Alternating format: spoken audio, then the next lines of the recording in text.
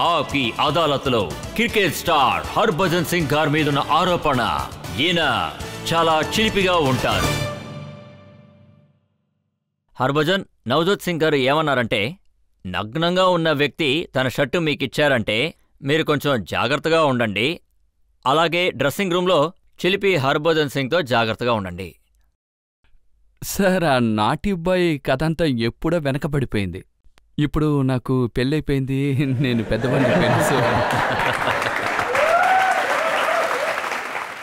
ఇప్పుడంతా నేను చిలిపి పనులు చేయడం లేదు. చిన్నప్పుడు నేను చాలా చిలిపి చేష్టలు చేసేవాడిని. ఏదో ఒక విషయంలో ఆడేటప్పుడు కూడా చిలిపి చేష్టలు బయటపడుతూ ఉంటాయి. అది మాత్రమే కాదు, ఇప్పుడు కూడా అప్పుడప్పుడు వస్తూ ఉంటాయి, కానీ జాగ్రత్తగా ఉంటాను. అది నా నేచర్లోనే ఉంది. ఏం చేయమంటారు, నేను మామూలుగానే పంజాబీగా అన్ని విషయాలు నేను తెగిస్తూ ఉంటాను. ఇప్పుడు చిలిపి చేష్టలు చేయకుండా ఎప్పుడు చేస్తాం చెప్పండి? సౌరవ్ గంగూలీ షర్టు విప్పడం అందరూ చూశారు, కానీ మీరు కూడా మీ షర్టు సగం విప్పారని నేను విన్నాను. అవును, ఖచ్చితంగా. లార్డ్స్లో నాకు గుర్తుంది, ఎందుకంటే ఫ్లింటాఫ్ ఇక్కడ షర్ట్ ఓడదీశాడు. వాన్కటే స్టేడియంలో ఆయన షర్ట్ ఓడదీసి గ్రౌండ్ మొత్తం పరిగెడుతూ వచ్చాడు. ఆ విషయం నాకు బాగా గుర్తుంది. మేము మ్యాచ్ గెలవగానే నెట్వేస్లో దాదా వెంటనే బనీన్ తీశాడు. నేను కూడా తీద్దాం అనుకున్నాను. సగం వరకు తీశాను. ఈలోగా రాహుల్ వచ్చి వద్దు తీయద్దు అన్నాడు. నిజం చెప్పాలంటే ఆ సమయంలో రాహుల్ ద్రావిడ్ చాలా మంచి పని చేశారు. నన్ను షర్ట్ ఇప్పనివ్వలేదు, లేదంటే ఇప్పటి వరకు నన్ను బాగా ఏడిపించుండేవారు. సల్మాన్ ఖాన్ తర్వాత షర్ట్ ఇప్పింది నేనేనని. అంటే దాదా తర్వాత నేను. మంచిదైంది, రాహుల్ నన్ను అడ్డుకున్నాడు. ఇప్పుడు చిలిపిగా ఉండడానికి కొంచెం కష్టంగా ఉంటుంది అనుకుంటా, ఎందుకంటే అనిల్ కుంబ్లే ఇప్పుడు మీ కోచ్గా ఉన్నారు. ఆయన చాలా డిసిప్లిన్ చూస్తారు, సీరియస్గా ఉంటారు. అంటే అనిల్ సార్ మీద నాకెంతో రెస్పెక్ట్ ఉంది. అంటే నేను చాలా సంవత్సరాలు క్రికెట్ ఆడాను. నేను ఇండియన్ క్రికెట్ టీంలో చేరడానికి ముందు నుంచే ఆయన నాకు బాగా తెలుసు. ఆ సమయంలో నేను ఆయన దగ్గర నేర్చుకున్న విషయం ఏంటంటే, డోంట్ ఎవర్ గివ్ అప్. అలాంటి గొప్ప క్రికెటర్ ఆయన.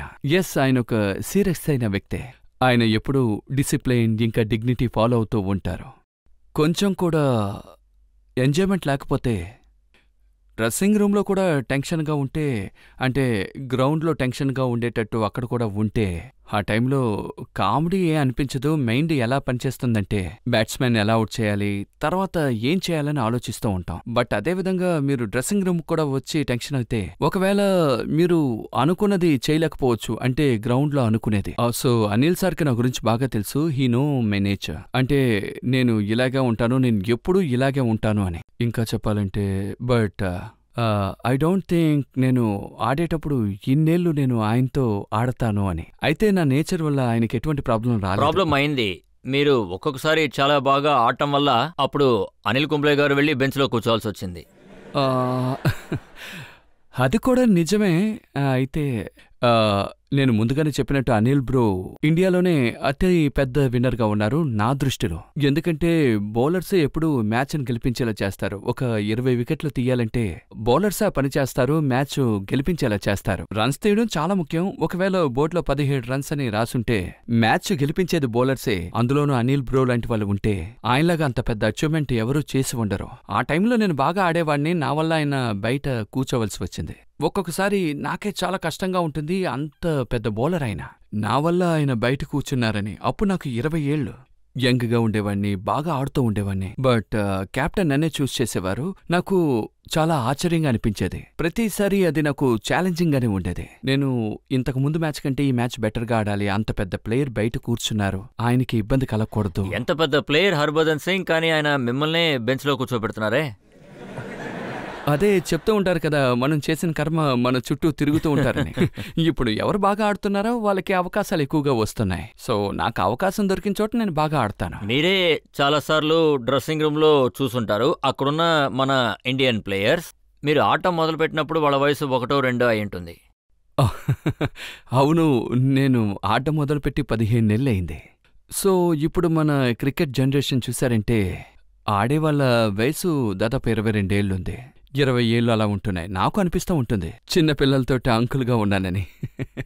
But same time you keep fit, you stay young and you can complete with any youngster. Or నా దగ్గర ఉన్న ఎక్స్పీరియన్స్ ఆ యంగ్స్టర్స్ దగ్గర ఉండదు. సో ఆ ఎక్స్పీరియన్స్ ఎప్పుడూ లైఫ్లో నా దృష్టిలో అది చాలా ముఖ్యం అనుకుంటా. మీరు డ్రెస్సింగ్ రూమ్కి వెళ్ళేటప్పుడు అంకుల్ని వాళ్ళు ఎలా రిసీవ్ చేసుకుంటారు? అంకుల్నా చాలా రెస్పెక్ట్గా రిసీవ్ చేసుకుంటారు, ఎందుకంటే వాళ్ళకి బాగా తెలుసు. అంటే నాలో ఒక చిలిపి కుర్రాడు దాక్కునే ఉంటాడు, అల్లరెక్కువ చేస్తూ ఉంటాడు. నేను వాళ్ళతో మింగిల్ అయిపోతూ ఉంటాను, ఎందుకంటే నాతో మాట్లాడడానికి చాలా కంఫర్ట్గా ఉంటారు. ఎందుకంటే జనరేషన్ గ్యాప్ అనేది మాలో అంత పెద్దగా తెలీదు. ఎందుకంటే నేనొక కొత్తవాడిని అన్న ఫీల్ రాకుండా వాళ్ళ దగ్గర చాలా జాగ్రత్తగా చూసుకుంటూ ఉంటాను. సో ఆ జనరేషన్ గ్యాప్ తెలీదు, ఏమైనా మాట్లాడుకుంటూ ఉంటాం, కామెడీ చేసుకుంటూ ఉంటాం, వాళ్ళు కామెడీ చేస్తూ ఉంటారు. సో మంచి రిలేషన్షిప్లోనే ఉంది. కానీ ఈ విషయం మీకు బాగా ఛాలెంజింగ్గా అనిపించిందా? ఎందుకంటే జిమ్ అంటే మీరు పరిగెడతారట కదా, ఇప్పుడు మీరు ఎక్కువగా ఫిట్నెస్ గురించి పట్టించుకుంటున్నారు. నిజానికి నాకు మొదట్లో జిమ్ అంటే అస్సలు నచ్చదు, ఎక్కువ అవాయిడ్ చేస్తూ ఉండేవాడిని. ఎందుకంటే నేనేమనుకునేవాడినంటే నా బాడీలో ఎక్కువ స్టఫ్ ఉంది, ఫ్లెక్సిబుల్గా ఉంది, అక్కడికి వెళ్తే అంతా సర్దుకుంటుంది అనుకున్నాను. అది నా తప్పుడంచనా. కానీ తర్వాత నేను మెల్లగా ఇప్పుడు కొత్త జనరేషన్ వచ్చింది, కొత్త టెక్నిక్స్ అన్నీ వచ్చేసాయి, ఇప్పుడంతా స్పష్టంగా అర్థమవుతోంది ట్రైనింగ్ దీనికి ఎంతో ముఖ్యం, జిమ్ కూడా చాలా ముఖ్యం. మన వయసు పెరిగే కొద్దీ మనం ట్రైనింగ్ చెయ్యకపోతే, జిమ్కి వెళ్ళకపోతే మన వయసు బయటపడుతుంది. ఆ వయసు బయటపడకుండా ఉండాలి అంటే, ఎముకల్ని స్ట్రాంగ్గా ఉంచుకోవాలంటే జిమ్ ఒకటే దానికి పరిష్కారం. అండ్ టెక్నిక్స్ అన్ని తెలుసుకున్నారంటే మీలో తెలియని ఆనందం వస్తుంది. నేను గత 5 ఏళ్లుగా ఈ యంగ్ టీమ్ తోటే ఉన్నాను. వాళ్ళ దగ్గర నుంచి నేను ఎన్నో విషయాలు నేర్చుకున్నాను. లైక్ విరాట్ కోహ్లీ, శిఖర్ ధవన్, వాళ్ళందరూ నన్ను వదలకుండా జిమ్కి లాక్కెళ్తూ ఉంటారు. అయితే ఇప్పుడు నేను అది ఎంతో ఎంజాయ్ చేసి చేస్తున్నాను. మీరు చాలా విషయాల్ని నేర్చుకుంటూ ఉండుంటారు. ఈ మధ్య జనరేషన్ మారిపోయింది. ఏంటంటే క్రికెట్లో గర్ల్ ఫ్రెండ్స్ కూడా తీసుకెళ్ళడానికి అలౌ చేస్తున్నారు. అంటే నేను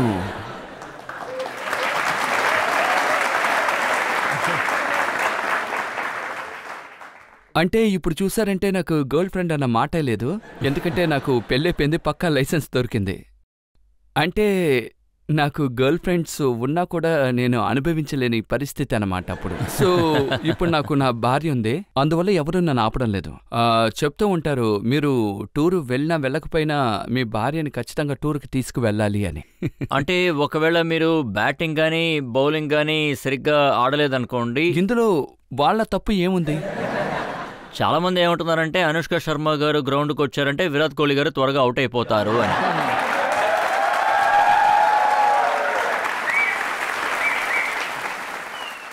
సార్ ఇది ప్రజలకెందుకు అలా అనిపిస్తోందో నాకు తెలీదు. ఎందుకంటే అనుష్క అక్కడ ఉండడం వల్లే విరాట్ కోహ్లీ రన్స్ కొట్టలేకపోయాడు. కానీ నేనేమనుకుంటున్నానంటే పార్ట్నర్ అనేవారు ఎప్పుడూ సపోర్టివ్గానే ఉంటారు.